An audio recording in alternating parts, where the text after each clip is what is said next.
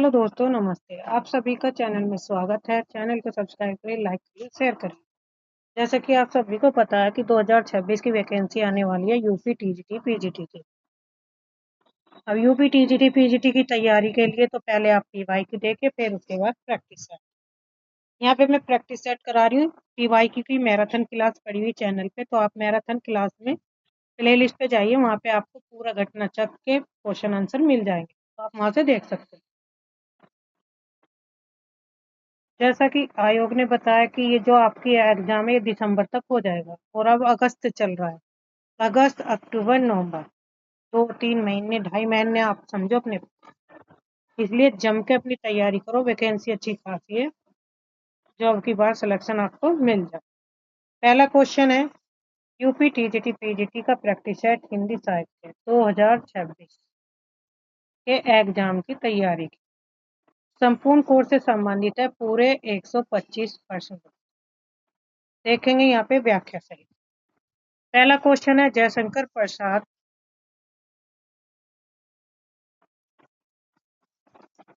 के किस नाटक में तलाक और पुनर्विवाह की समस्या है? स्कंदगुप्त में, दोस्वामिनी में, चंद्रगुप्त में या राजश्री में? तो पहले का सही राइट आंसर होगा ऑप्शन बी। दोस्वामिनी में किसका नाटक है? जयशंकर प्रसाद। जयशंकर प्रसाद का जो जन्म हुआ था वो 1889 और मृत्यु इनकी 1937 ईस्वी में हुई थी। दोस्वामिनी का जो प्रकाशन वर्ष है वो 1933 ईस्वी में है और ये जयशंकर प्रसाद का अंतिम नाटक माना जाता है। दोस्वामिनी, इस नाटक में ही तलाक और पुनर्विवाह की समस्या का वर्णन किया गया है। तीसरा, दोस्वामिनी नाटक में कितने अंक है? तो इसमें 3 अंक है। 3 अंकों का इसमें वर्णन किया गया है और दृश्य क्या है? प्रत्येक अंक में एक दृश्य है।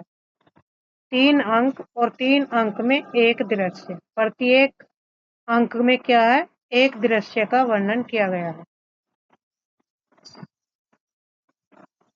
तो ये थी दोस्वामिनी से संबंधित महत्वपूर्ण तथ्य जो एग्जाम की दृष्टि से महत्वपूर्ण है और एग्जाम में पूछे जा सकते हैं।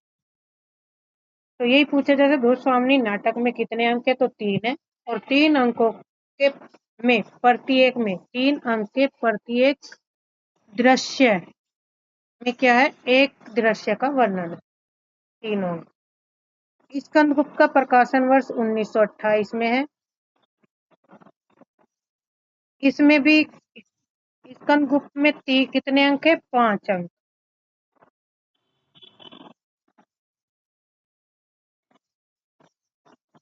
स्कंदगुप्त में कितने अंक है? 5 अंक।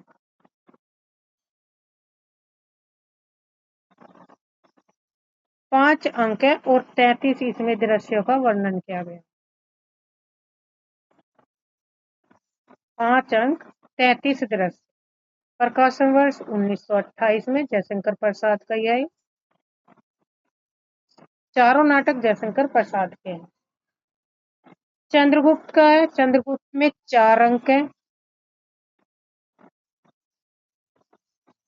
और 44 दृश्यों का इसमें वर्णन।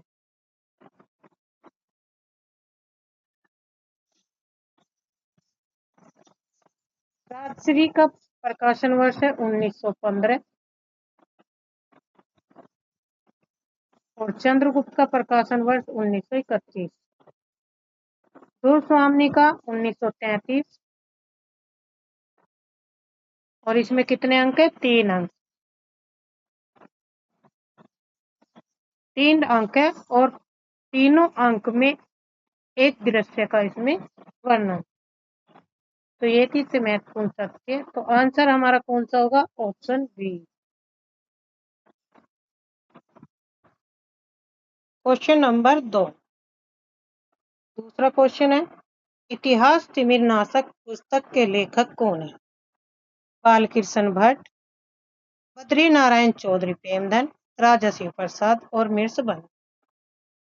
तो सेकंड का सही राइट आंसर होगा ऑप्शन सी, शिव प्रसाद सिंह कि ये रचना है।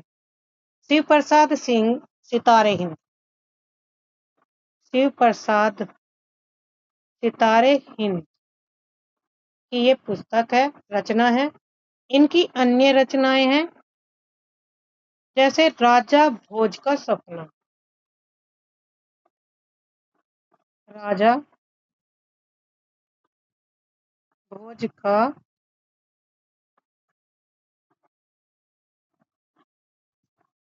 सपना। दूसरी रचना है इनकी भूगोल हस्तामलक, भूगोल हस्तामलक। तीसरी है मानव धर्मसार, मानव धर्मसार। तो साथ के साथ हम अन्य रचनाएं भी करते चलेंगे। तो राइट आंसर होगा ऑप्शन 2। तीसरा है उर्वशी के स्त्री पात्र है। तीसरा क्वेश्चन है कौन कौन से ऑप्शन है सैजन्य, सुनंदा, स्वस्ति, चित्रलेखा और निपुणिका। इनमें कूट में क्वेश्चन बताना है तो कौन सा सही है। तो राइट आंसर होगा ऑप्शन ए सैजन्य है, चित्रलेखा है और निपुणिका है, यानी कि ADE ऑप्शन हमारा सी। ये उर्वशी के स्त्री पात्र हैं। किसकी रचना है उर्वशी? दिनकर की।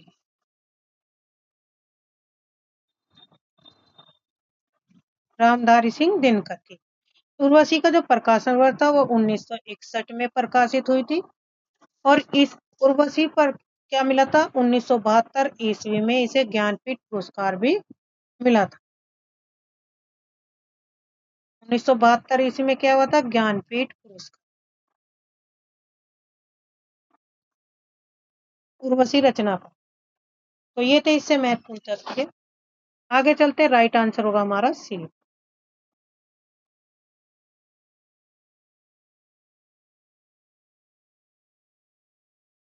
आमुख के अनुसार कामायनी की कथा सृष्टि में जयशंकर प्रसाद ने किन पुस्तकों की सहायता प्राप्त की थी? Option A Mundaka Upanishad, option B Kathopanishad, option C Brahmana Shatapatha ब्राह्मण, ऑप्शन डी छंदोग्य उपनिषद और ऑप्शन डी ऋग्वेद। तो आमुख की जो कथा जयशंकर प्रसाद में किस किस पुस्तकों से सहायता ली थी? 4 का आंसर होगा ऑप्शन, एक तो शतपथ ब्राह्मण से, दूसरी छंदोग्य उपनिषद से और तीसरी ऋग्वेद से, यानी कि CDE ऑप्शन सी। इन पुस्तकों से क्या की थी? सहायता प्राप्त की थी। कमायनी क्या है? हिंदी भाषा का। कमायनी का जो प्रकाशन हुआ था 1935 ईस्वी में प्रकाशित हुई थी और इसमें 15 सर्ग है। किस विद्या के महाकाव्य है और ये छायावादी युग की सर्वोत्तम और प्रतिनिधि महाकाव्य माना जाता है। जयशंकर प्रसाद कामायनी में कुल 15 सर्ग है और ये सर्ग मानव चेतना और मनोविज्ञान के विकास को क्रमवश दर्शाते हैं। यहाँ पे क्रम दिया गया है इनका, तो क्रम देखते हैं। पहले है चिंता, उसके बाद आशा। चिंता जो जल प्रलय के बाद मनु की मानसिक स्थिति, आशा जीवन की नई शुरुआत की उम्मीद, श्रद्धा जीवन में श्रद्धा यानी कि नारी का प्रवेश, काम वासना और सौंदर्य के प्रति आकर्षण, वासना शारीरिक मानसिक, फिर है लज्जा, कर्म, ईर्षा, पीड़ा, स्व संघर्ष, निर्वेद, दर्शन, रहस्य और आनंद। अब सवाल उठता भाई ने याद कैसे रखे क्रम से? तो इसकी एक ट्रिक है, शॉर्ट ट्रिक के साथ है। जैसे चिंता से क्या बनेगा? चियास,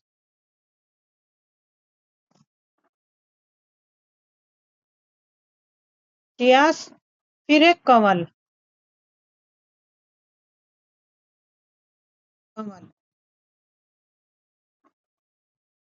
कमल के बाद हो गया कैड़ा।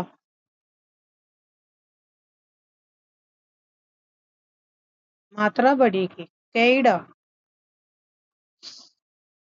कैड़ा के बाद है स्वप्न संघर्ष निर्वेद। इन्हें आप ऐसे याद रख लेंगे, स्वप्न संघर्ष निर्वेद। फिर है दर्रा। तो ची से चिंता, आ से आशा और स से श्रद्धा। कमल में आएगा कैसे काम, वैसे वासना, ल से लज्जा। कैड़ा से आएगा कैसे कर्म, ई से ईर्ष्या और डा से अड़ा। फिर स्वप्न संघर्ष निर्वेद हमें ऐसे याद रखना है। फिर है दर्रा, जैसे दर्शन, रह से रहस्य और आ से आनंद। तो एक छोटी सी ट्रिक है, इसके माध्यम से आप इन्हें याद रख सकते हैं। तो इसमें से राइट आंसर होगा हमारा option C, D, E। Jaishankar Prasad के सर्ग 15 और उनकी क्रम से संबंधित सर्गों का याद करें। अब है भारत भारती के वर्तमान खंड में निम्नलिखित में से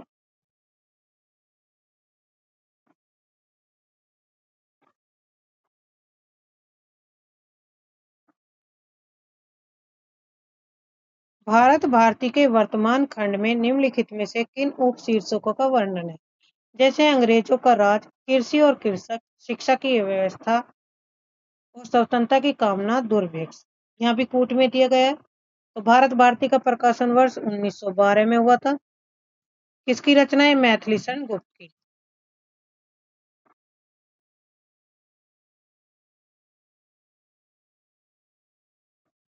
मैथिली शरण गुप्त की रचना भारत भारती के 3 खंड है, 3 खंडों में विभाजित है।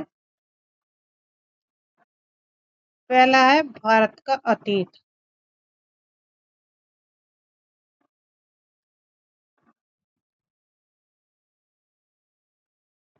दूसरा है वर्तमान खंड, तीसरा है भविष्य खंड। देखते हैं तीनों से संबंधित। भारत भारती से की रचना किसने की, मैथिली शरण गुप्त। भारत भारती का अतीत खंड पहला खंड, और पहले खंड के जो उप शीर्षक हैं उनके जो नाम दिए, तो यहाँ पे ये उप शीर्षक दिए गए, प्रस्तावना, मंगलाचरण, कर्मणिका, भारतवर्ष की श्रेष्ठता, हमारा उद्भव, हमारे पूर्वज, आदर्श, आर्य स्त्रियां, हमारी सभ्यता, हमारी विद्या बुद्धि, हमारा साहित्य, इतिहास, कला कौशल, हमारी वीरता, शक्ति का उपभोग, राजत्व और शासन,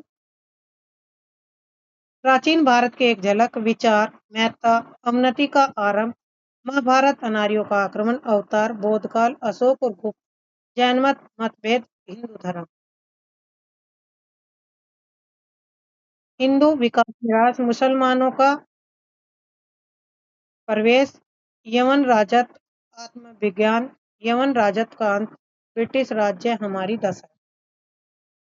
अब दूसरा है भारत भारती में वर्तमान खंड। यही क्वेश्चन पूछा गया कि वर्तमान खंड में किन उपशीर्षकों को लिया गया, तो इसमें है प्रवेश, वर्तमान भारत, प्राचीन चीन, दारिद्र्य, दुर्भिक्ष, कृषि और कृषक, गोवध, व्याधिया, व्यापार, रईसों के सपूत, अविद्या, शिक्षा की व्यवस्था, साहित्य, संगीत, सभाएं, उपदेशक, धर्म की दशा, तीर्थ और तीर्थ पांडे, मंदिर और महल, साधु संत, ब्राह्मण, क्षत्रिय, वैश्य, शूद्र,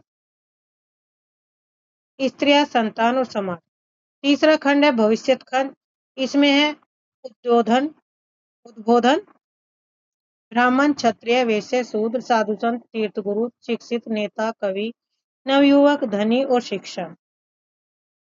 राष्ट्रभाषा, स्त्री, शिक्षा, समय की अनुकूलता, आशा, आदर्श, विश्वास, विश्राम, शुभकामना, विनय। तो ये थे मैथिली शरण गुप्त से संबंधित तीनों खंड का इसमें वर्णन। अब इसमें वर्तमान खंड से संबंधित अंग्रेजों का राज है, कृषि की और कृषक, शिक्षा की व्यवस्था, दुर्भिक्ष। तो इसमें तो सही राइट आंसर होगा पांचवे का ऑप्शन सी, कृषि और कृषक, शिक्षा की व्यवस्था और दुर्भिक्ष, ये तीनों उपशीर्षक है इसके अंतर्गत। नेक्स्ट है, प्रिय प्रवास किन छंदों में रची गई? इंद्रवजा, धूर्त विलंबित, साधु विपरीत, कन मंजरी या मध्यकांत। ऊट दिए गए हैं, तो छठे का सही राइट आंसर होगा ऑप्शन बी, सी, डी।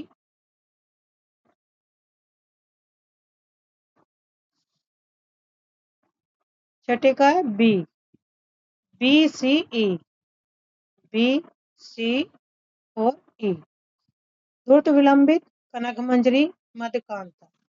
प्रिय प्रवास का प्रकाशन वर्ष कब हुआ था? तो प्रकाशित हुई थी 1914 में, और ये पहला महाकाव्य जो खड़ी भाषा बोली में लिखा गया महाकाव्य था। खड़ी बोली में भाषा पूछ लेता है ना, कौन कौन सी भाषा में लिखा गया, तो खड़ी बोली में। किसकी रचना है ये? हरिओध जी की रचना।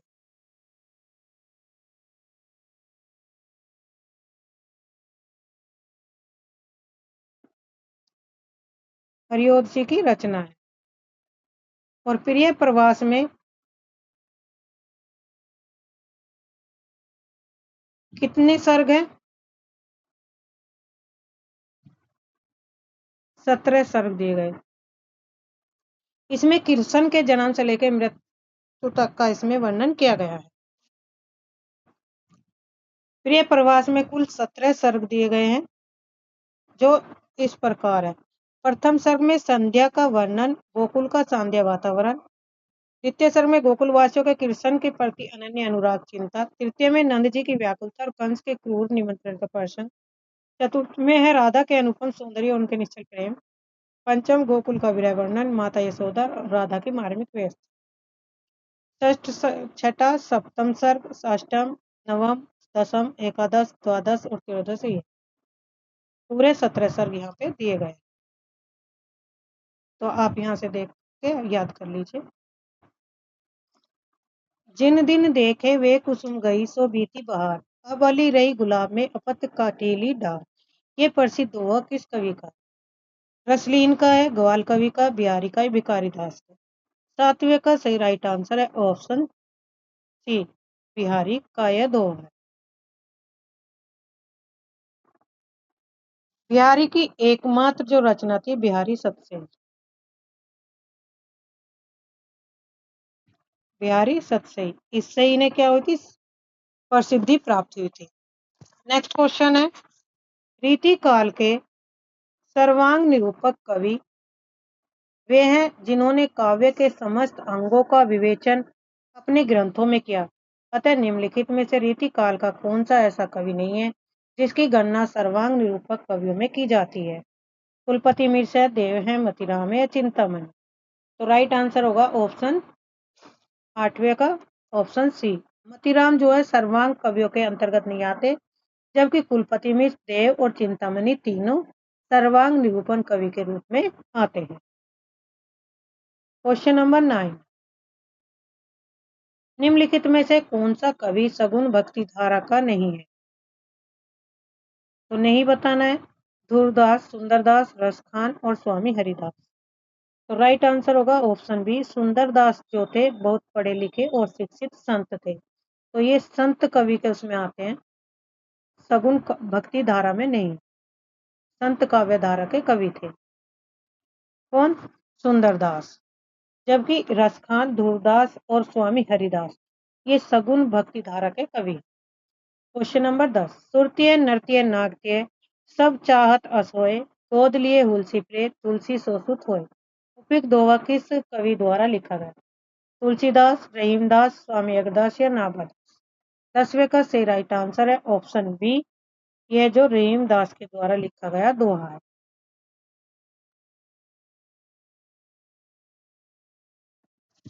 और ये किसके संदर्भ में लिखा था रहीमदास ने? तुलसीदास के संदर्भ। तुलसीदास के संदर्भ यह दोहा लिखा था। नेक्स्ट है, मीराबाई की उपासना पद्धति किस प्रकार की है? शांत भाव की, माधुर्य भाव, सख्या भाव या दास्य भाव। 11 का सही राइट आंसर है ऑप्शन बी, माधुर्य भाव की। तो मीराबाई की जो थी भक्ति माधुर्य की थी, जबकि सूरदास की कैसी थी?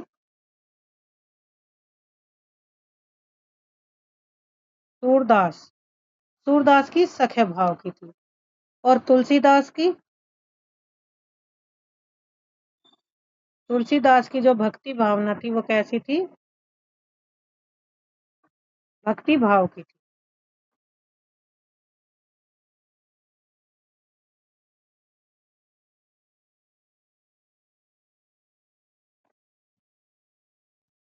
इन सिद्धों कवियों में कौन सर्वप्रथम माने जाते हैं? लुईपा, कनप्पा, सरहप्पा या इनमें से कोई नहीं? तो इनमें सब पहले माने जाते थे सरहप्पा। तो सरहप्पा को और अन्य किन नामों से जाना जाता है? सरहप्पा को हिंदी का प्रथम कवि के नाम से जानते हैं और इनके अन्य नाम थे सरोज, वज्र,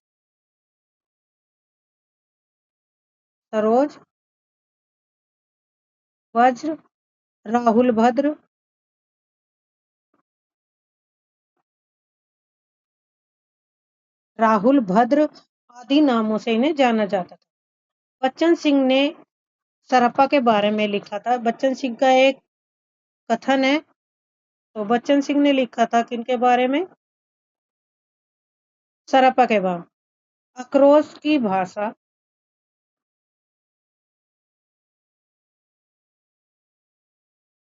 आक्रोश की भाषा का पहला प्रयोग आक्रोश की भाषा का पहला प्रयोग सरहप्पा की भाषा में ही दिखाई देता है। तो ये कथन कहा था बच्चन सिंह ने। किसके विषय में कहा था? सरहप्पा के बारे में। आक्रोश की भाषा का पहला प्रयोग सरहप्पा में ही दिखाई देता है।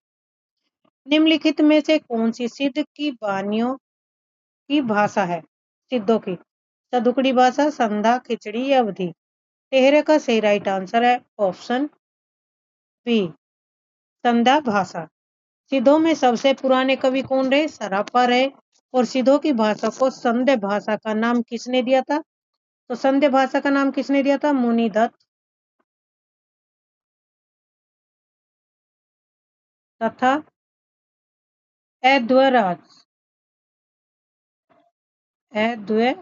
वज्र ने। मुनिदत्त तथा वज्र ने ये नाम दिया था संध्या भाषा। सदुकड़ी भाषा सदुकड़ी भाषा किसने कही थी? शुक्ल जी ने। सदुकड़ी भाषा शुक्ल जी ने कही। और पंचमेल की खिचड़ी किसने कहा था? बाबू श्याम सुंदर दास ने। डॉक्टर श्याम सुंदर दास पंचमेल की खिचड़ी कहा था।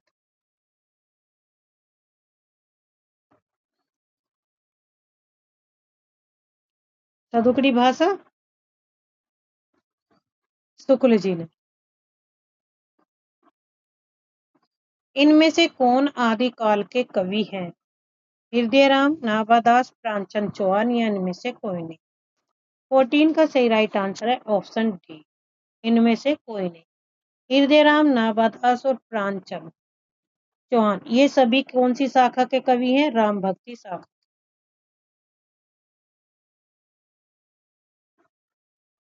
राम भक्ति शाखा के कवि हैं। जबकि आदिकाल के प्रमुख कवि कौन कौन से हैं? आदिकाल में के प्रमुख कवि कौन आते हैं? सरहप्पा, लुईपा,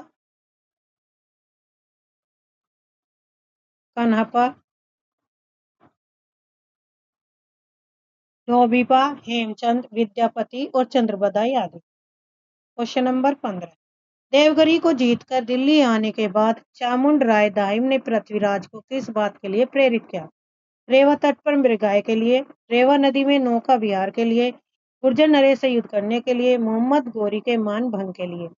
15 का सही राइट आंसर है रेवा तट पर मृगाय के लिए। ऑप्शन ए सही। विद्यापति की पदावली में वर्णित मुख्य विषय है राजनीतिक द्वंद, व्यासंधि, पुरुष परीक्षा, अनमेल विवाह। 16 का सही राइट आंसर होगा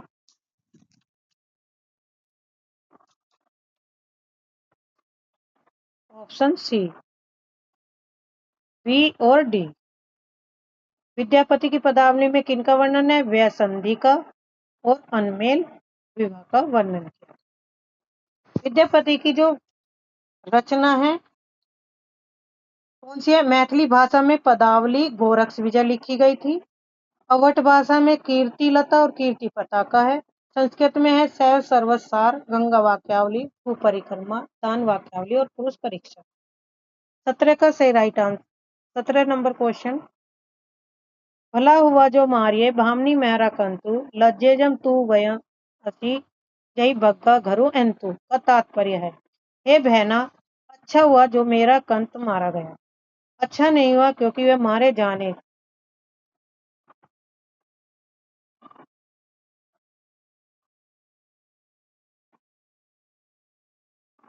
उसके मारे जाने से देश का भला ही हुआ।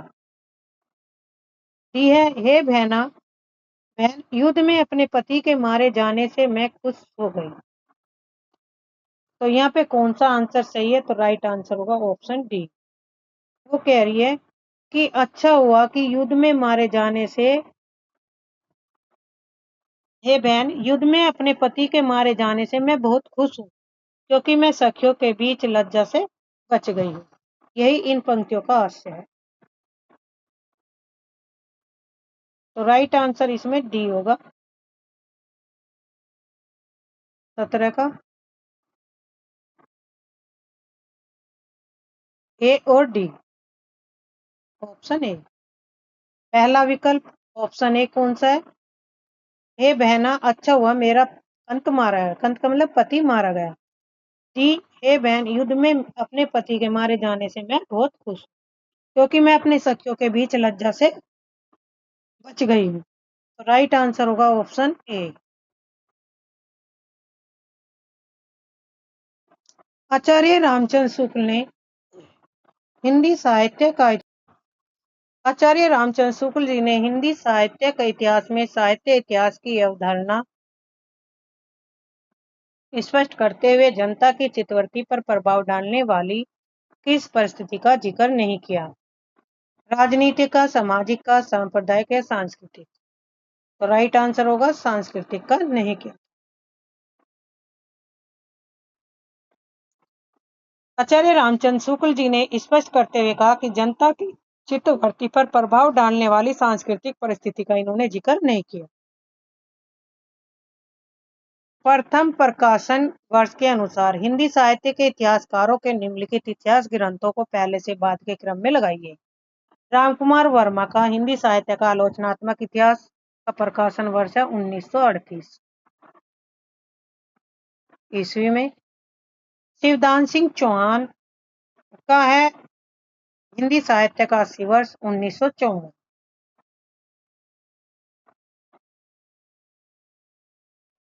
FEKA history of Hindi literature, इसका प्रकाशन वर्ष है 1920। जॉर्ज ग्रियर्सन का the modern vernacular literature 1888। Ganapati Chandra Gupta का हिंदी साहित्य का वैज्ञानिक इतिहास 1965। तो सबसे पहले कौन सा आएगा? FEKA history. Option D.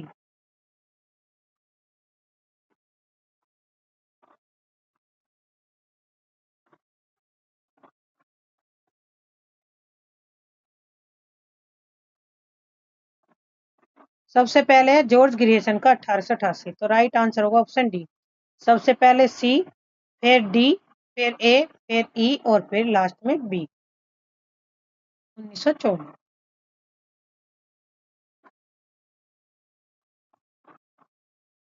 इतिवृत्त और आलोचना का समवेत रूप होने से वह इतिहास आज भी प्रकाश स्तंभ बना हुआ है।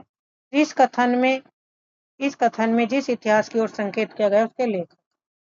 आचार्य रामचंद्र शुक्ल, 1888, मिस बंधु विनोद, जॉर्ज ग्रीस। बीच का सही राइट आंसर है ऑप्शन ए, आचार्य रामचंद्र शुक्ल।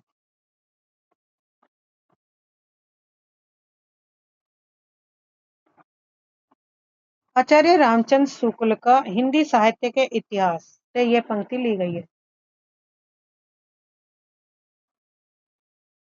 हिंदी साहित्य के इतिहास।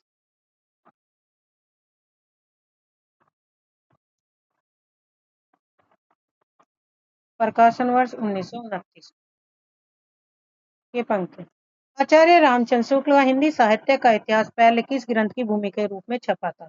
तो पहले ये हिंदी साहित्य का इतिहास 1929 में प्रकाशित हुआ, लेकिन ये किसकी भूमिका में छपा था? हिंदी शब्द सागर, हिंदी साहित्य कोश, हिंदी साहित्य सागर या हिंदी। तो राइट आंसर होगा हिंदी शब्द सागर। निम्नलिखित में से भारतेंदु हरिश्चंद्र की रचना नहीं है।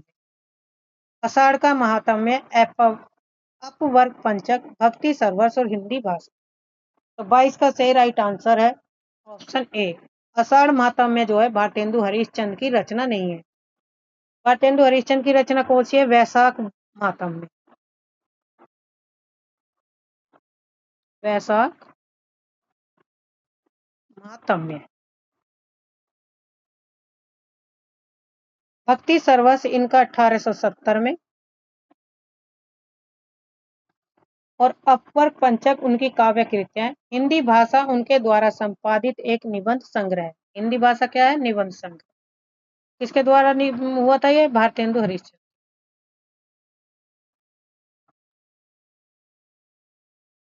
कौन सी रचना श्रीधर पाठक की नहीं? जगत सच्चाई सार, कश्मीर सुषमा, भारत गीत, गंगा अवतरण। तो राइट आंसर होगा ऑप्शन डी, गंगा अवतरण किसकी रचना है? रत्नाकर की। गंगा अवतरण का प्रकाशन वर्ष 1927 में, और इसके लेखक है जगन्नाथ दास रत्नाकर। जगत नाथ रत्नाकर।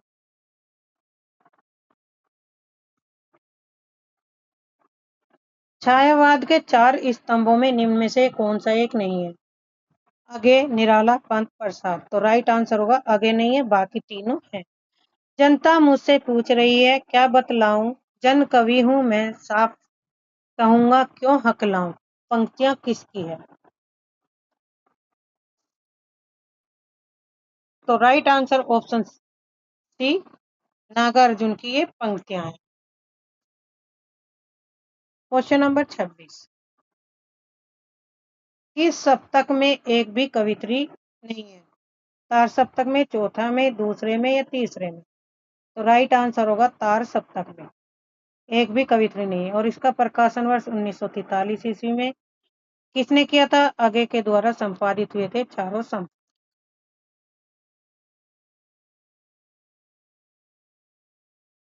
7 कवियों के समूह को तार सप्तक कहा जाता है।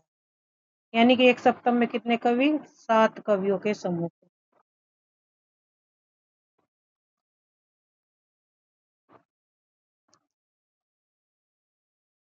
नेक्स्ट है, पृथ्वी कल्प किसकी रचना है? 27 का, भवानी प्रसाद मिश्र, गिरजा कुमार माथुर, मुक्ति बोध, धर्मवीर भारती। तो 27 का सही राइट आंसर होगा ऑप्शन बी, गिरजा कुमार माथुर।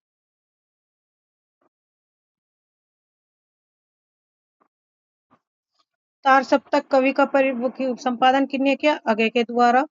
तार सप्तक 1943, दूसरे का 1951, तीसरे का 1959 और 1979। ये से महत्वपूर्ण तथ्य है। पहले सप्तक को केवल तार सप्तक कहा जाता है, प्रथम तार सप्तक नहीं। इसके बाद के संग्रह को दूसरा, तीसरा, चौथा सप्तक नाम दिया गया। प्रत्येक सप्तक में 7 कवियों की रचनाएं शामिल हैं।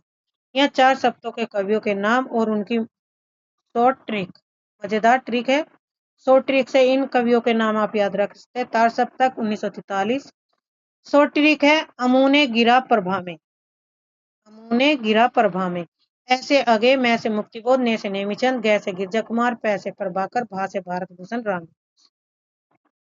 दूसरे तार सप्तक की कवि ट्रिक है, सहभर सनक, सहब सह भसी नक, शमशेर बहादुर, है से हरिनारायण, रह से रघुवीर, है से भवानी, धर्मवीर भारती, शकुंतला माथुर और न्यासे नरेश। तीसरे सप्तक की शॉर्ट ट्रिक है कै कु की मक, फ्रॉम कु की, कु से कुंवर नारायण, की से कीर्ति और मैं से मदन वात्स्य, प्र से प्रयाग नारायण, के से केदारनाथ सिंह, सर से सर्वेश्वर दयाल सिंह और विजय से विजय देव नारायण। चौथे सप्तक की कवि ट्रिक है 1979 में इसका चौथा सप्तक हुआ। यह है श्री अवरा सुरा स्वनम, अवरा सुरा स्वनम। यह ऐसे करता है श्री अवधेश के राजकुमार श्री राम ने राजेंद्र सुमन स्वदेश को पाया।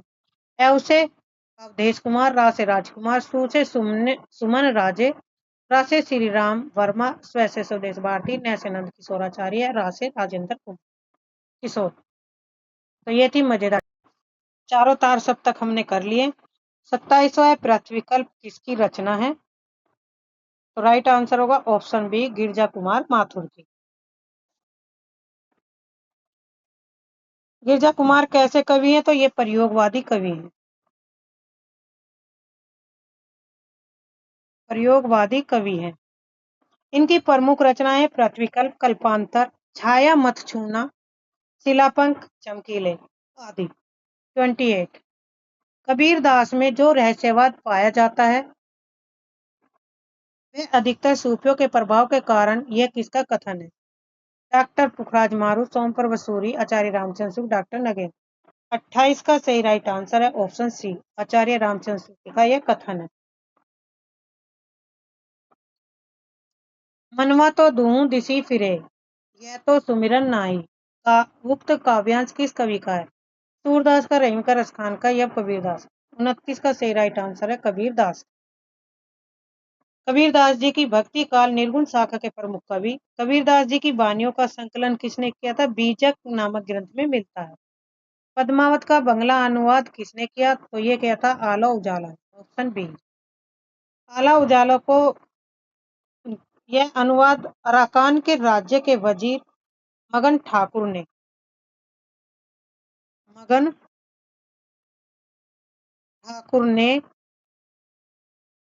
1650 में अनुवाद कराया था। किससे? आला उजाला से। मगन ठाकुर के कहने पर अनुवाद किया था आला उजाला ने पद्मावत बंगला का अनुवाद। सुदामा चरित किसकी रचना है? नंददास, कृष्णदास, नरोत्तम दास या सूरदास? 31 का सही राइट आंसर है ऑप्शन सी, नरोत्तम दास की ये रचना है। 32 चरिया पद के रचयिता कौन है? सरप्पा, सबरप्पा, लुईपा, कुकरेपा? 32 का सही राइट आंसर है ऑप्शन बी। चरिया पद क्या है? सबरप्पा द्वारा लिखा गया एक प्रकार का गीत है जो किस समय गाया जाता है? अनुष्ठानों के समय। जे हाल मिसकी मकुन तगाफुल दुराय नैना बनाए बतिया, इस प्रसिद्ध पंक्ति के रचनाकार कौन है? तो इसके हैं अमीर खुसरो, कबीर, रजब या मलिक? तो राइट आंसर होगा अमीर खुसरो, ऑप्शन ए। नाथ संप्रदाय के प्रवर्तक कौन है? गोरखनाथ, महानाथ, चरपट या नेमिन? तो राइट आंसर होगा गोरखनाथ। गोरखनाथ किसके उपासक थे? शिव के, इसलिए ये हठ योग का इनमें वर्णन मिलता है। किस कवि ने के आश्रयदाता महाराज शिवाजी तथा छत्रसाल बुंदेला थे? मतीराम, देव, कबीर या भूषण? तो राइट आंसर होगा भूषण। कहा जाता रीतिबंध धारा के प्रमुख कवि हैं। रीतिबंध धारा से संबंधित है भूषण कवि, रीतिबद्ध धारा के कवि।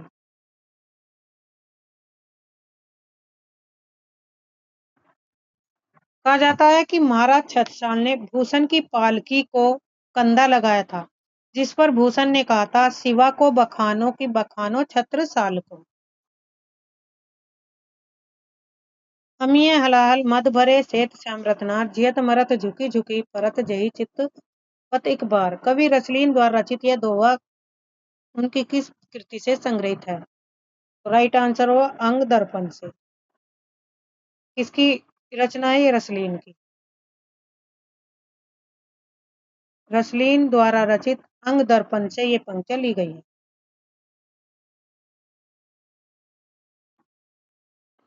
इनकी सी विशुद्ध सरस और शक्तिशाली ब्रज भाषा लिखने में और कोई कवि समर्थ नहीं हुआ था। विशुद्धता के साथ प्रौढ़ता और माधुर्य भी अपूर्व हुआ। ये वियोग श्रृंगार के प्रधान मुक्तक कवि है। आचार्य रामचंद्र शुक्ल का कथन किस कवि के विषय में है? देव के पद्माकर घनानंद आलम। 37 का सही राइट आंसर होगा ऑप्शन सी। घनानंद के संबंध में ये कथन कहे थे किसने? आचार्य रामचंद्र शुक्ल जी ने। 38 भाषा योग वशिष्ठ का प्रकाशन वर्ष 1730, 1741, 1750 है। तो राइट आंसर होगा 1741। 39 मिस्टर अभिमन्यु नाटक के रचनाकार कौन है?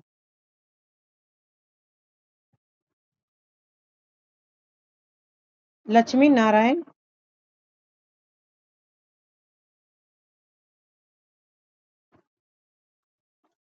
लक्ष्मीकांत वर्मा, भारतेंदु हरिश्चंद्र या जगदीश चंद्र महतो? राइट आंसर होगा लक्ष्मी नारायण लाल। भारतेंदु नाटक मंडली द्वारा अभिनीत पहला नाटक था सत्य हरिश्चंद्र विद्या सुंदर, भारत दूरदर्शन सती प्रताप। 40 का सही राइट आंसर होगा ऑप्शन ए सत्य हरिश्चंद्र।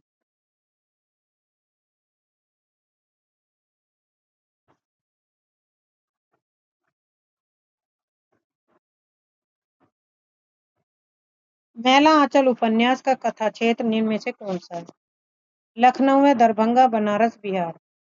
41 का सही राइट आंसर है ऑप्शन बी बिहार। यह जो मैला आंचल उपन्यास है इसका प्रकाशन वर्ष 1954 में हुआ था और इसके लेखक है फणीश्वर नाथ रैना। फणीश्वर नाथ रैना। ये बिहार के पूर्णिया जिले के मैरीगंज गांव पर आधारित है इसकी कथा। 42 एक ही कथानायक चेतन उपेन्द्रनाथ के कई उपन्यासों का केंद्रीय पात्र है। उनके किस उपन्यास का नायक चेतन नहीं है? तो ऑप्शन गिरती दीवारें, शहर में घूमता है ना, गरम राख या एक नन्ही कंधी? राइट आंसर है गरम राख। गरम राख का उपन्यास कौन नहीं है? चेतन नहीं है, बल्कि कौन है गरम राख में? जगमोहन। प्रमुख पात्र है जगमोहन।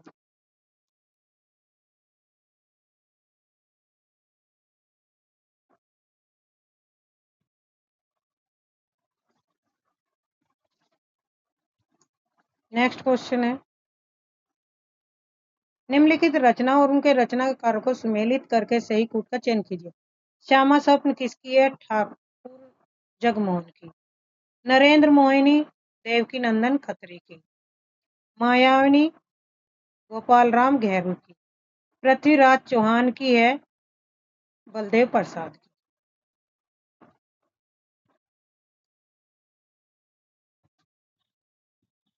43 का सही राइट आंसर है ऑप्शन सी।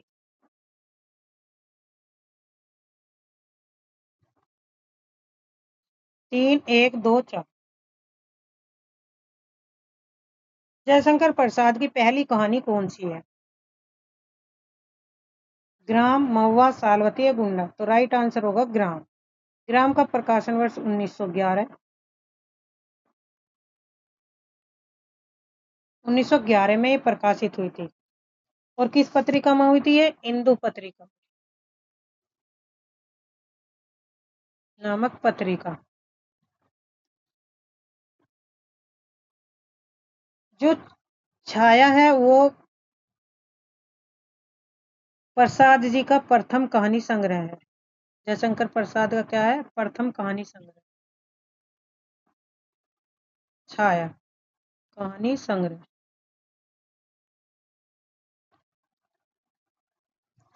क्वेश्चन नंबर निम्नलिखित में से ओम प्रकाश वाल्मीकि का कहानी संग्रह कौन सा है? दिवस, नमक का कैदी, छतरी या पाइच?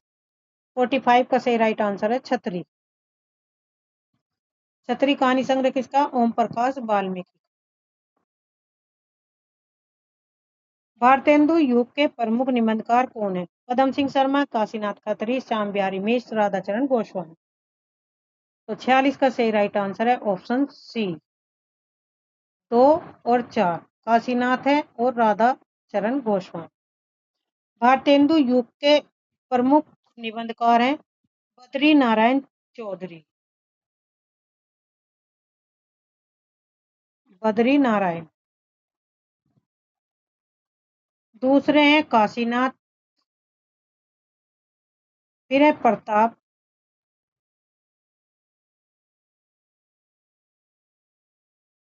तीसरे है ठाकुर जगमोहन और चौथे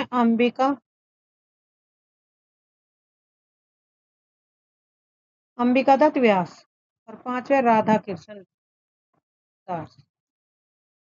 बद्री प्रताप ठाकुर, अंबिका और राधा ये भारतेंदु युद्ध के निबंधकार। 47 निम्नलिखित में से कौन सी एक रचना रामचंद्र शुक्ल जी की नहीं है? काव्य में रहस्यवाद, कल्पना का आनंद, चिंतामणि, हिंदी साहित्य और हिंदी भाषा। ये पेपर में भी आया था टीजीटी में। 47 का सही राइट आंसर है ऑप्शन डी, हिंदी साहित्य और हिंदी भाषा। आचार्य रामचंद्र शुक्ल नहीं बल्कि किसकी है ये? श्याम सुंदर दास की रचना।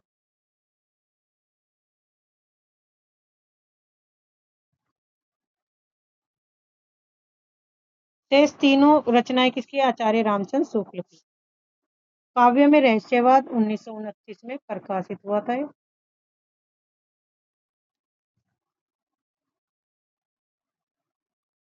निम्नलिखित में से एक कृति आत्मकथा नहीं है? सहचर है समय, यौवन के पार, अग्नि सेतु, मेरे साथ जवन। 48 का सही राइट आंसर है ऑप्शन सी, अग्नि सेतु। अग्नि सेतु क्या है? आत्मकथा नहीं है। यह किसकी है? यह है विष्णुचंद्र शर्मा की। विष्णुचंद्र शर्मा की कैसी रचना है? जीवनी विद्या की रचना।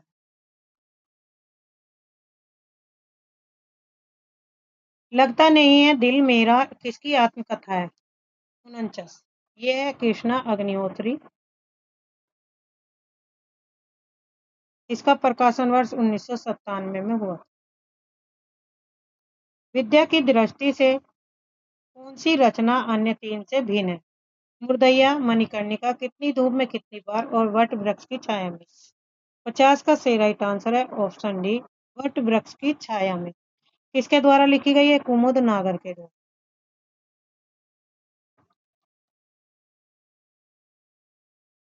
और कुमुद नागर के द्वारा लिखी गई किसकी जीवनी लिखी गई इसमें? अमृतलाल नागर की।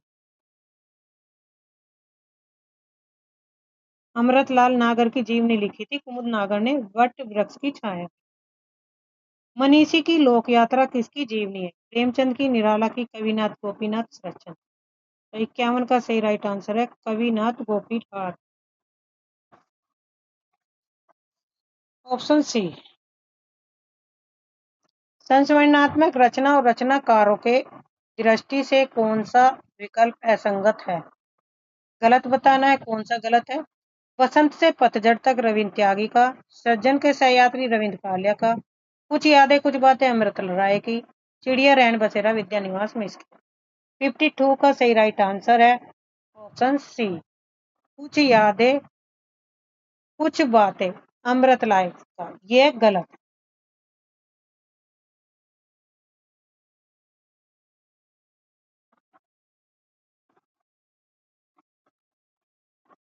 महादेवी वर्मा द्वारा लिखित पद के साथी में निम्नलिखित में से किस साहित्यकार का संस्मरण नहीं है? मैथिली गुप्त, रविन्द्रनाथ टैगोर, सूर्यकांत त्रिपाठी निराला, अयोध्या सिंह उपाध्याय, हरिओ। 53 का सही राइट आंसर है ऑप्शन डी, अयोध्या सिंह उपाध्याय हरिओद का इसमें संस्मरण नहीं है। किसमें? पथ के साथी में।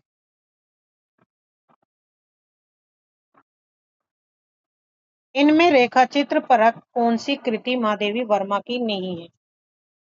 बोलती प्रतिमा, अतीत के चलचित्र, स्मृति की रेखाएं, मेरा परिवार। तो राइट आंसर होगा ऑप्शन ए, बोलती प्रतिमा। महादेवी वर्मा का नहीं है बल्कि किसका है? श्री राम शर्मा।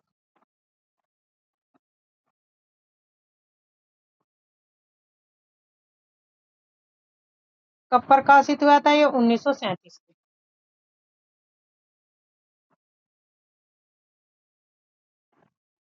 रेखा चित्र है श्री राम शर्मा का। रेखा चित्र की विशेषता किसमें होती है? तीव्रता में, विस्तार में, चपलता है, संवेग में। 55 का सही राइट आंसर है ऑप्शन ए, तीव्रता। रेखा और एक उदास नगर शीर्षक अध्याय किस पुस्तक की है? सुंधिया उस चंदन के वन की, याद हो कि ना हो, चीड़ों पर चांदनी अपनी खबर। 56 का सही राइट आंसर है ऑप्शन सी, चीड़ों पर चांदनी। चीड़ों पर चांदनी किसका है? ये निर्मल वर्मा के द्वारा लिखा गया है।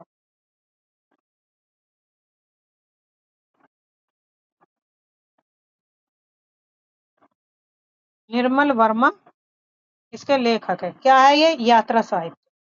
पैरों में पंख बांध कर यात्रा वृत्तांत के लेखक कौन है? तो राइट आंसर होगा रामवृक्ष बैनीपुल।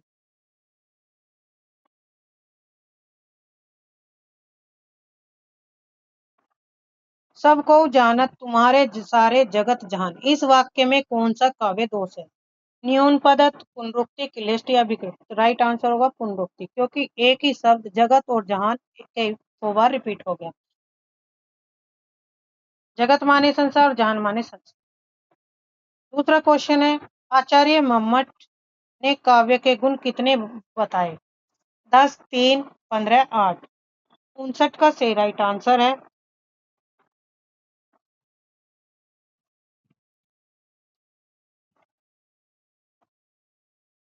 बी, 3। मम्मट ने कितने माने? 3। आचार्य भामा, आचार्य आनंद वर्धन, हेमचंद, पंडित राजनाथ जगन्नाथ ने भी 3 काव्य गुण माने थे। और भरत मुनि ने कितने माने थे? 10। भरत मुनि ने 10।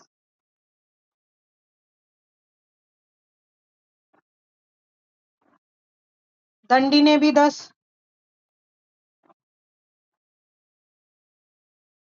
वामन ने 20।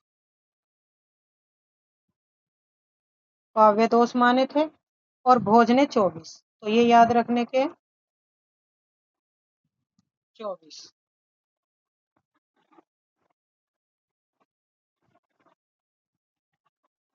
और आचार्य विश्वनाथ ने तो 70 माने थे।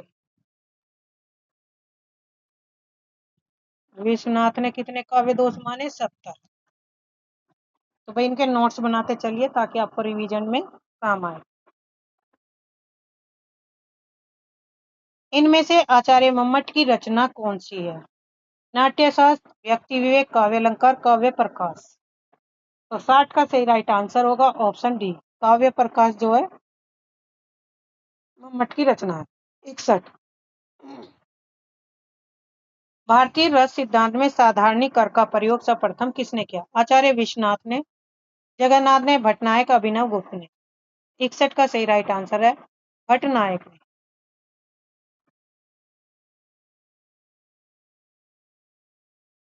विषय द्वारा की गई क्रियाएं और वह स्थान जो रस निष्पत्ति में सहायक होते हैं उन्हें क्या कहते हैं? आलंबन विभाव, अनुभाव, स्थायी भाव, उद्दीपन विभाव। 62 का सही राइट आंसर होगा ऑप्शन डी, उद्दीपन विभाव। इसकी एक वीडियो मैं आपको अलग से बना दूंगी जिसमें अनुभाव, सारे संचारी भाव होंगे सरल शब्दों में, तो आप वहां से समझ लीजिए। 63 का है, धूर्त विलंबित शब्द का लक्षण जिसके प्रत्येक चरण में होते हैं? ऑप्शन डी, एक नगन, दो भगन, एक रगन के क्रम में 12 वर्ण। तो ये धूर्त विलंबित छंद का लक्षण है। इंद्रवजा छंद के एक चरण में कितने वर्ण होते हैं? 11, 12, 13 या 14? 64 का सही राइट आंसर है 11। ये भी पेपर में आया था टीजीटी। पड़ी थी बिजली सी विकराल, लपेटे थे घन जैसे बाल, इस पंक्ति में कौन सा अलंकार? 65 का सही राइट आंसर है उपमा अलंकार, क्योंकि इसमें सा, सी, सरी जो है शब्दों का प्रयोग हुआ है। आगे नदियां पड़ी अपार, घोड़ा कैसे उतरे पार, राणा ने सोचा इस पार, तब तक घोड़ा था उस पार। ये कौन सा अलंकार है? रूपक, अतिशयोक्ति, उपमा, मान्यता। तो राइट आंसर होगा ऑप्शन बी, अतिशयोक्ति, जिसमें बढ़ा चढ़ाकर बात की जाए, कल्पना तथा लोक मर्यादा की सीमा का उल्लंघन ही हो जाए, वहां पर क्या होता है? अतिशयोक्ति अलंकार होता है। बिनु पद चले सुने बिनु काना, कर बिनु कर्म करे विधि नाना, इनमें से कौन सा अलंकार है? 67 का सही राइट आंसर है ऑप्शन ए, विभावना अलंकार। यानी कि बिना पैरों के चलना, बिना कानों के सुनना, बिना कर्म करे अनेक प्रकार के कार्य हो जाते। 68। हिंदी इसी मिट्टी की बोली है और अरबी या फारसी से अधिक जनमानस के निकट। किस भाषाविद का यह मत है? ग्रियर्सन का है, 1901 जनगणना रिपोर्ट, फैलन या रिचर्ड? 68 का सही राइट आंसर है फैलन का ये विचार है। खड़ी बोली का एक नाम यह भी है, मराठी, कोरवी, गुजराती और भोजपुरी। तो दूसरा नाम क्या है खड़ी बोली का? कोरवी। और ये नाम किसने दिया था कोरवी?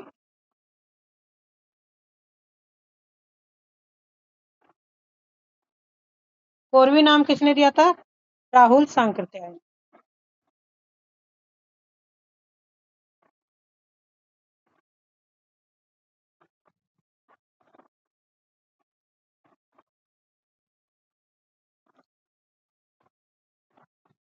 पश्चिमी उपभाषा की ये बोली है। 70 क्वेश्चन नंबर। प्राचीन भारतीय सिक्कों पर कौन सी लिपि अंकित है? देवनागरी, कौटिल्य, कुटिल या ब्राह्मी? 70 का सही राइट आंसर है ब्राह्मी। निम्न में से कौन से दो वर्ण आयोग वाक कहलाते हैं? तो राइट आंसर होगा ऑप्शन डी, अंग और अंग। हिंदी की स्पर्श घोष माप्राण औष्ठ्य व्यंजन ध्वनि कौन सी है? 72 का सही राइट आंसर होगा ऑप्शन ए है। घोष भी है, माप्राण भी है और दोनों होठों के द्वारा बोले जाने वर्ण है, ध्वनि है। तो भय, जब हम भय बोलेंगे तो हमारे दोनों होठ जो है वो आपस में मिल जाते हैं। निम्न विकल्पों में से उस विकल्प का चयन कीजिए जो अन्य पुरुषवाचक सर्वनाम का सही विकल्प, जैसे मेरा, हमको, तुम्हारा, वह। तो 73 का सही राइट आंसर होगा ऑप्शन डी, वह। कविता के मर्म में कौन सी विभक्ति है? षष्ठी, प्रथमा, तृतीय, चतुर्थ? तो राइट आंसर होगा षष्ठी। लिंग की दृष्टि से एक वाक्य शुद्ध है। चाय फीका है, दही खट्टा है। शुद्ध पूछा हुआ ना, तो राइट आंसर होगा दही खट्टा है। यह पुल्लिंग है, पुल्लिंग के अंतर्गत आता है। 75 का बी। पुल्लिंग के और भी शब्द हैं, जैसे दही है, पानी है, घी, हाथी,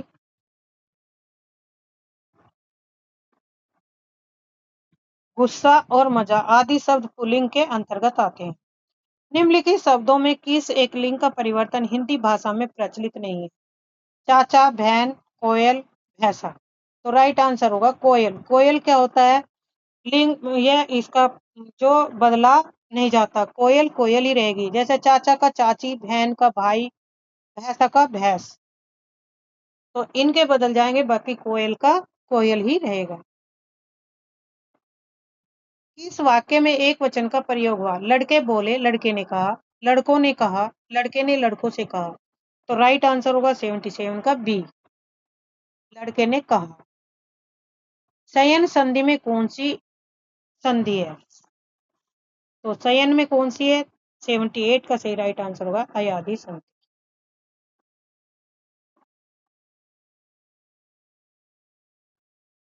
नीचे दिए गए प्रयुक्त संधि भेद का सही विकल्प बताइए। जगन्नाथ, जगन्नाथ की कौन सी शुद्ध संधि होगी? तो राइट आंसर होगा डी, जगत धन नाथ। निम्न विकल्पों में से उस विकल्प का चयन कीजिए जो दिए गए समस्त पद के सही बहुब्रीहि समास का विकल्प है। श्वेतांबर, श्वेत है अंबर जिसके अर्थात सरस्वती, ऑप्शन सी।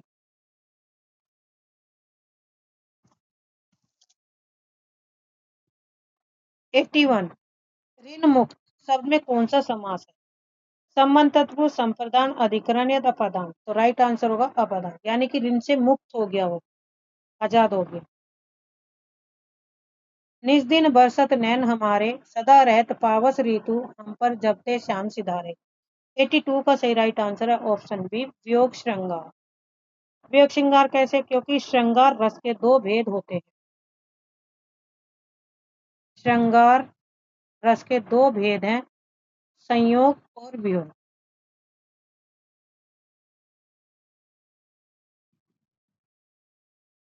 तो ये कौन सा है? वियोग श्रृंगार।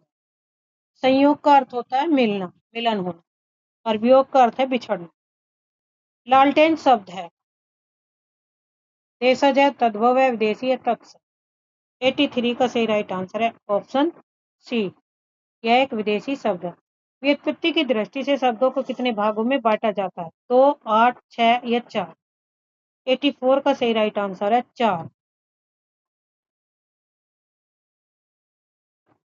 4 भागों में कौन कौन से हैं? नंबर 1 तत्सम, नंबर 2 तद्भव,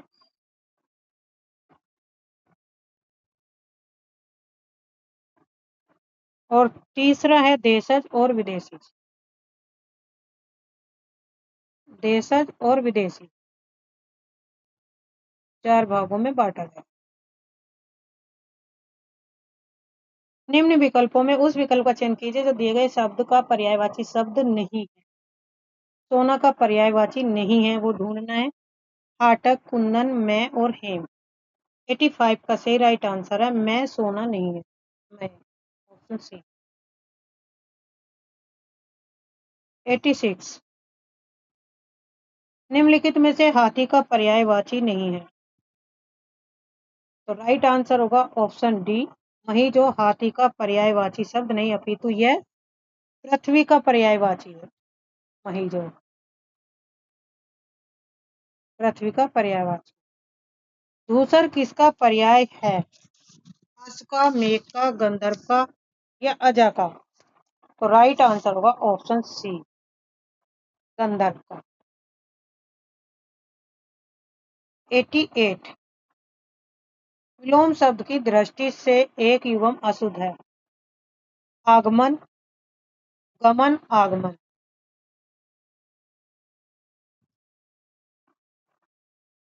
निहित विहित, आमिष सामिष, व्यास समास। तो राइट आंसर होगा ऑप्शन सी, आमिष का निरामिष होता है, शुद्ध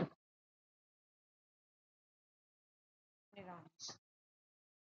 प्रमाणिक का विलोम शब्द होगा ऐतिहासिक, काल्पनिक, वास्तविक, अप्रमाणिक। 89 का सही राइट आंसर होगा अप्रमाणिक। 90 का शुद्ध दृष्टिकोण है कवित्री, कौन सी इसमें शुद्ध है? तो राइट आंसर होगा ऑप्शन सी, कवधन इतरी। 91 का वर्तनी की दृष्टि से निम्नलिखित शब्द शुद्ध कौन सा है? 91 का सही राइट आंसर होगा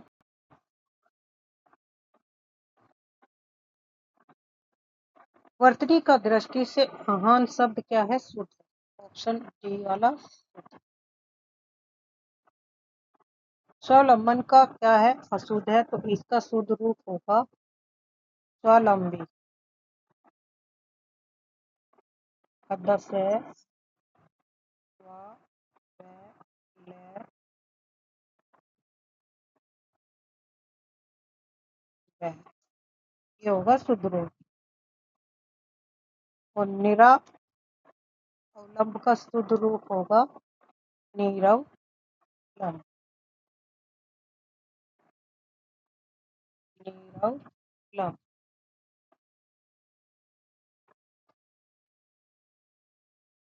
ये इनके शुद्ध रूप, जिसका अर्थ होता है बिना आश्रय या बिना सहारे के। नेक्स्ट क्वेश्चन है, वाक्य विचार के अंतर्गत क्या अध्ययन किया जाता है? शब्दकोश का, वर्णों का, वाक्यों का या ए और बी दोनों? तो 92 का सही राइट आंसर होगा वाक्य का। पदों के व्यवस्थित समूह में जिसमें वक्ता के कथन का अर्थ पूर्ण रूप से प्रदर्शित होता है उसे वाक्य कहते हैं। 93 खाने की इच्छा, इस वाक्यांश के लिए एक शब्द क्या है? तो राइट आंसर होगा 93 का बुभुक्षा, ऑप्शन बी। 94 अजय का अर्थ है जिसे जाना जा सके, जिसे जाना न जा सके, जिसे जीता न जा सके और जिसे जीता जा सके। जिसे जाना ना जा सके उसे क्या कहते हैं? गे।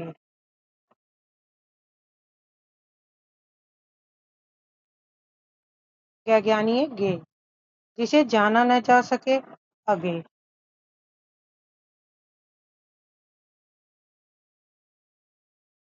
जिसे जीता न जा सके, अजय।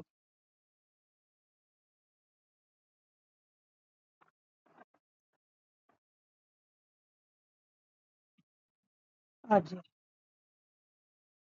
तो ये इनका सही राइट आंसर। राइट आंसर होगा ऑप्शन सी।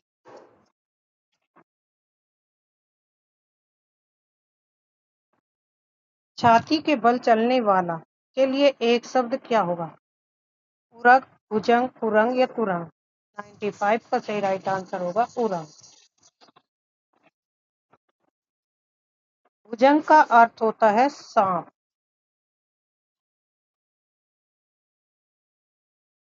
कुरंग का अर्थ है हिरन। और तुरंग का अर्थ है घोड़ा। घोड़ा।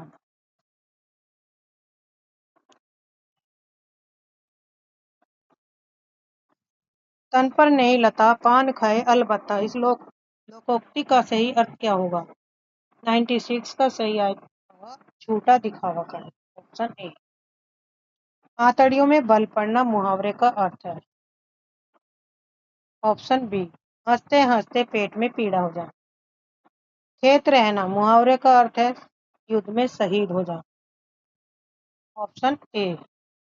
98 का युद्ध में शहीद होना। 99 महाकवि कालिदास द्वारा रचित कुमार संभव में किस रस की प्रमुखता है? तो 99 का सही राइट आंसर है ऑप्शन डी, श्रृंगार रस।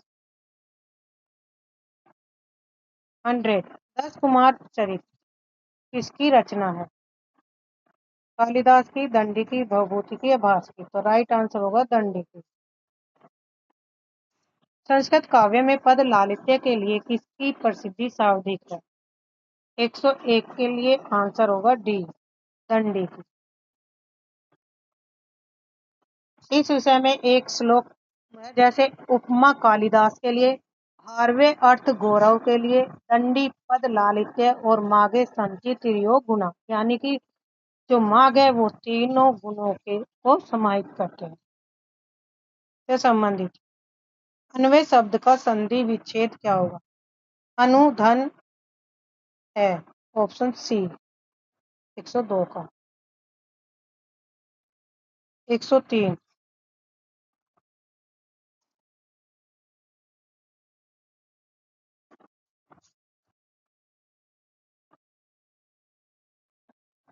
व्यंजन संधि का उदाहरण नहीं है। उतधन चारम, ग्रामस्तीर्थे, गंगा उद्गम, सतचित। तो 103 का सही राइट आंसर ऑप्शन सी, गंगोधन उद्गम। कौन सी संधि इसमें? गुण सुर संधि। गुण स्वर संधि।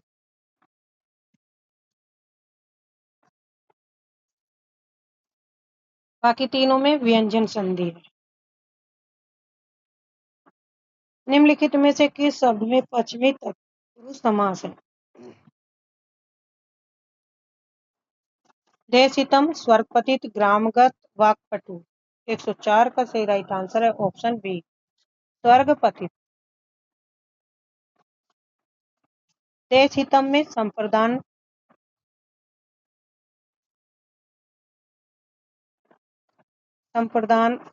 विभक्ति है। ग्रामगत में कर्म तत्पुरुष है। तत्पुरुष। और वाक्पटु में अधिकरण तत्पुरुष।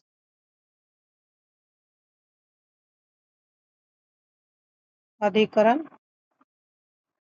तत्पुरुष। परसूते में विभक्ति तथा वचन है। प्रथमा व्यक्ति, द्वितीय, तृतीय, तृतीय व्यक्ति। 105 का सही राइट आंसर है ऑप्शन डी, तृतीय विभक्ति का बहुवचन। सरिते शब्द रूप में कौन सी विभक्ति है? 106 का सही राइट आंसर होगा ऑप्शन डी, चतुर्थी विभक्ति। सरिते शब्द में प्रथम, द्वितीय नंबर से लिख देती हूँ, 4, 5, 6। तो चतुर्थी तक है, तो सरिते में सरित, सरितो।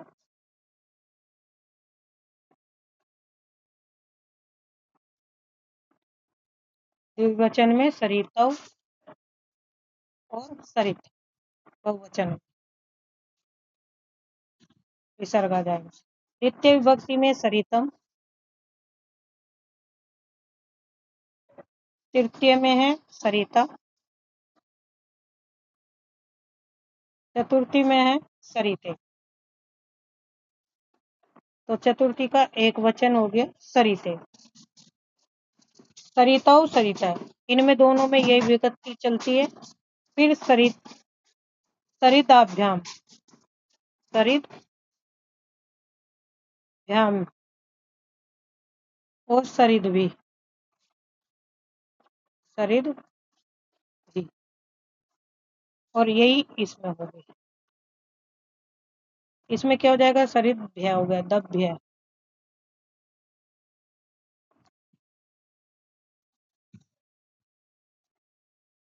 द्रक्षति शब्द रस धातु के किस लकार, वचन और पुरुष का एक रूप है? 107 का सही राइट आंसर पर लिट लकार प्रथम पुरुष। लिट लकार किसे कहते हैं? भविष्य काल, भविष्यत काल, जिसमें पेट की रस है आदि। इसमें जो रूप चलते हैं, द्रक्षति, द्रक्षता, द्रक्षन्ति, द्रक्षसी, द्रक्षत, द्रक्षत, द्रक्षामी, दर्शाओ, दर्शा। प्रथम पुरुष, मध्यम और उत्तम, इस रूप में इसके चलते हैं। ये अलग है। निम्नलिखित वाक्यों में शुद्ध है। 108 का सही राइट आंसर है मातृ निलयते कृष्णा, यह शुद्ध शब्द। 109 बालिका गच्छन्ति हरिता का हिंदी अनुवाद क्या होगा? तो बालिका जा रही है, ऑप्शन डी। 110 राजनीति ही मनुष्यों के लिए सब कुछ नहीं है, राजनीति के पीछे नीति से भी हाथ न धो बैठे, जिसका विश्व मानव के साथ व्यापक संबंध है। राजनीति की साधारण छलनाओं से सफलता प्राप्त करके क्षण भर के लिए तुम अपने को चतुर समझने की भूल कर सकते हो। दो स्वामी नाटक का उक्त संवाद किसके द्वारा कहा गया है? तो ये संवाद किसके द्वारा कहा गया? 110 में राइट आंसर है ऑप्शन सी, पोमा के लिए।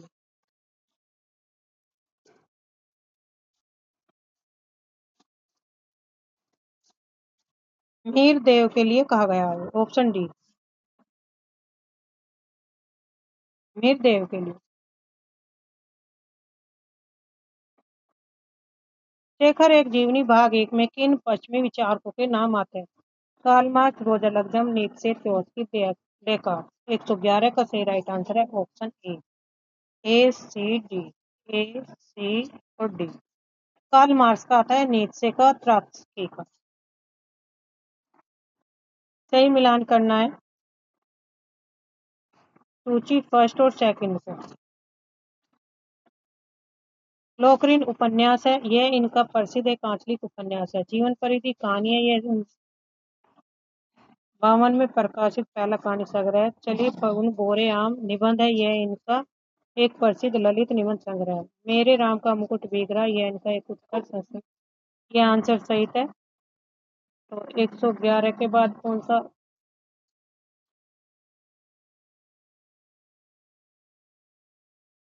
लोकरीन क्या है? उपन्यास है। किसका है? ये विवेकी राय का, यही बता देते, विवेकी राय। जीवन परिधि क्या है? कहानी संग्रह। सही है, ये आंसर ही दे रखा है। सही। जीवन परिधि कहानी संग्रह, ये भी विवेकी राय का है।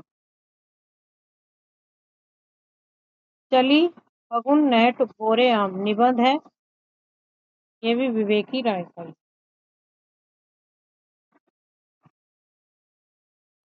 मेरे सूर्योदय हृदय संस्मरण है, ये भी विवेकी राय का है।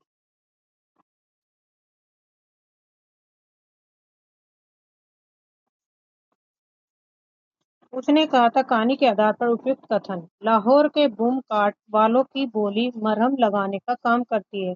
वजीरा सिंह पलटन का विदूषक था, वह बाल्टी से गंदला पानी फेंकते हुए जर्मनी के बादशाह का तर्पण करने लगता है। सूबेदारनी ने अपने पति और बेटे को बचाने की गुहार लगाई। लैना सिंह दियासलाई से सिगरेट जलाकर पीने लगा। लैना सिंह ने 77 राइफल्स में जमादार हो गया था। तो ई कथन तो सही है सभी में, तो डी तो कट गया क्योंकि इसमें ई नहीं है। 113 का सही राइट आंसर है ऑप्शन सी। केवल बी, सी, ई। बी सही है, सी सही है और ई सही है। ईदगाह कहानी के संबंध में उपयुक्त कथन। हामिद को अपने अब्बाजान और अम्मी जान के न होने का बहुत दुख था। महमूद ने सिपाही खरीदा। नूरे को भिश्ती पसंद आया। सामी अपनी खंजरी हामिद से बदलना चाहती थी। बच्चे हामिद ने बूढ़े हामिद का पाठ खेला। 114 का सही राइट आंसर होगा ऑप्शन सी।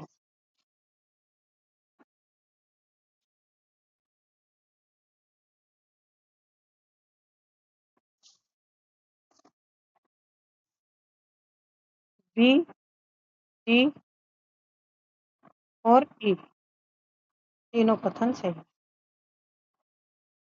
अमृतसर आ गया कहानी में किस स्टेशन के बाद हिंदू सिख मुसाफिरों की चुप्पी गहरी हो गई?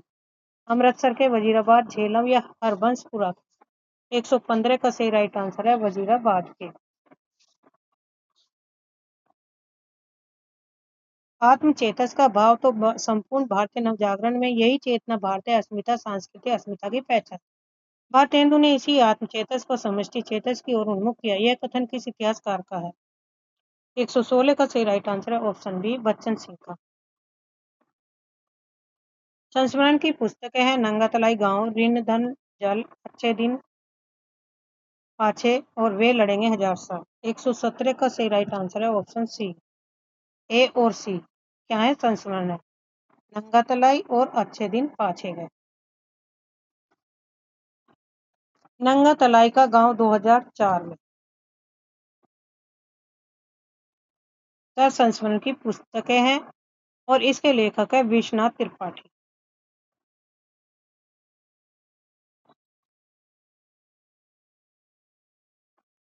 त्रिपाठी। जबकि ऋण जल धन जल और वे लड़ेंगे हजार साल, ये क्या है? रिपोर्ताज। जल और ये रिपोर्ताज।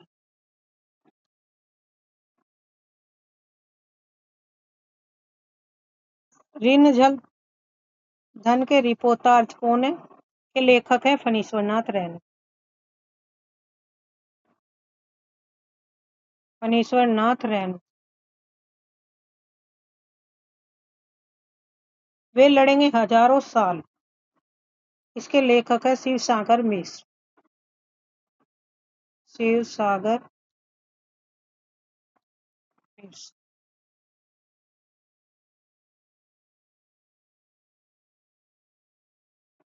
118। रेखा चित्र और मुख्य पात्र। सरयू भैया किसका है? गंगो भाई का। मंगर झकोलिया का है। रजिया हसन का भाई है। देव कुनकुन का है। ऑप्शन ए। शोरसैनी अपभ्रंश से निकलने वाली आधुनिक भाषा नहीं है। पश्चिमी हिंदी, पूर्वी हिंदी, राजस्थानी, गुजराती। तो राइट आंसर होगा ऑप्शन बी, पूर्वी हिंदी नहीं है। पूर्वी हिंदी से कौन सी है? अवधी, बघेली और छत्तीसगढ़ी। तीन बोलियां निकलती हैं। निम्नलिखित में से हर स्वर नहीं है। ए, ई, ए, उ। 120 का सही राइट आंसर है ऑप्शन सी, आए हर स्वर नहीं। 121 इसके उच्चारण की दृष्टि से निम्नलिखित असंगत युग्म है। छ तालव से, ठ मूर्धन से, ग दंत्य, भ ओष्ठ्य। तो ग आंसर कंठ्य से है, न कि दंत्य से। ऑप्शन 121 का सी, कंठ से बोला जाए। 22 निम्नलिखित में से अविकारी शब्द संज्ञा, विशेषण, क्रिया या क्रिया विशेषण। 122 का सही राइट आंसर है क्रिया विशेषण अविकारी शब्द के अंतर्गत आता है। 123 क्रिया के संबंध में निम्नलिखित तथ्य। जिस क्रिया का फल कर्म पर नहीं कर्ता पर पड़ता है उसे सकर्मक क्रिया कहते हैं। जो क्रियाएं वाक्य के अंत में रहकर वाक्य को समाप्त करते हैं वे समापिका क्रियाएं कहलाती हैं। जिस शब्द के प्रयोग द्वारा किसी वस्तु के विषय में विधान किया जाता है उसे क्रिया कहते हैं। अकर्मक क्रिया में किसी कर्म का होना अनिवार्य है। क्रिया के मूल अंश को धातु कहते हैं। तो 23 का सही राइट आंसर होगा ऑप्शन सी, बी सी ई, बी सही है, सी सही है और ई, ये कथन सही है। 124 निम्नलिखित विकल्पों में शब्द का शुद्ध वर्तनी वाले शब्द का चुनाव करना। दर्पण, तो इसमें कौन सा सही है? Option B.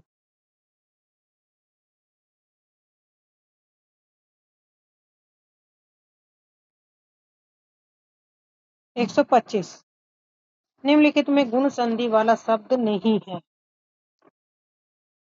महोदय, महर्षि, मतैक्य, उमेश। 125 का सही राइट आंसर है मतैक्य नहीं है। मतैक्य कौन सी संधि का? वृद्धि।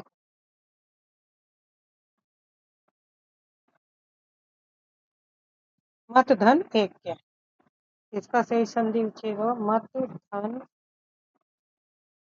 एक।